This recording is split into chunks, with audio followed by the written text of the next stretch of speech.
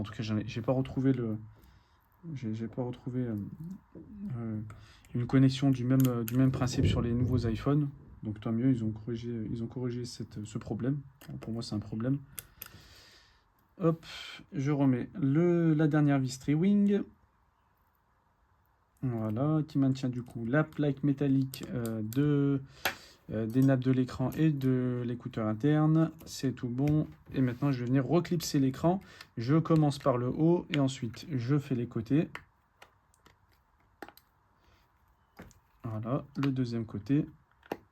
Voilà, enfin le bas. Et puis après, je fais un tour général.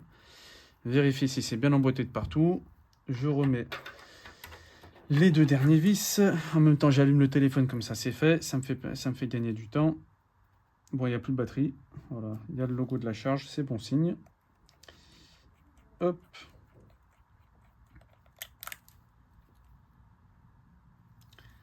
Voilà.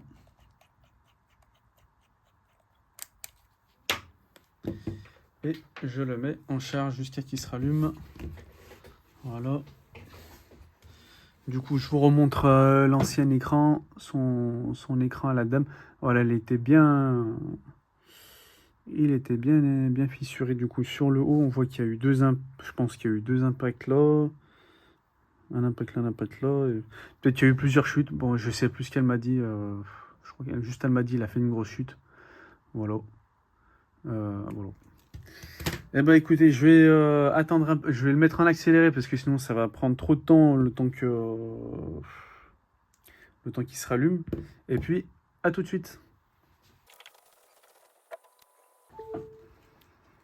Ok, ça y est, c'est bon, il s'est rallumé. Hop, donc là, il va bien jusqu'au menu de déverrouillage. L'énergie, ok, nickel. Il y a de l'énergie qui passe à l'intérieur. Je vais tester les touches du clavier, vérifier si c'est bon. Ok, le tactile, c'est bon. Donc là, bah, normalement, tout est bon. Bah, je vais juste attendre la dame qu'elle revient pour que je puisse faire un test général avec elle, vérifier si tout est bon. Et puis voilà. Normalement, c'est tout bon. Qu'est-ce qu'il y a d'autre? Non, voilà.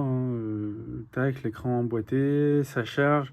Le tactile est bon. Il faudra juste que je vérifie du coup surtout les panic full pour vérifier s'il n'y a pas de panic full dans les réglages. Voilà, parce que s'il y a des panic full, c'est-à-dire qu'il y a peut-être une autre pièce qui fait bugger le téléphone.